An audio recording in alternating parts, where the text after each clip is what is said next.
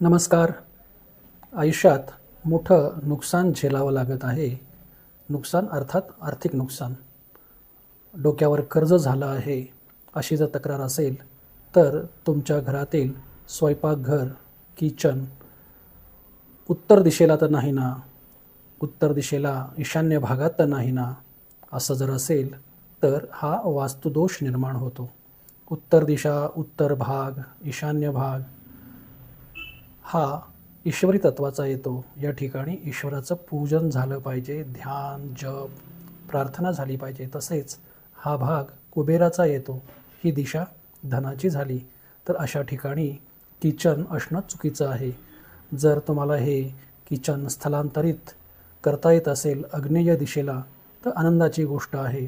अन्यथा त्याच खोलीमध्ये, ईशान्य भागातील त्याच खोलीमध्ये आग्नेय भिंतीला तुम्हाला किचन करता येईल.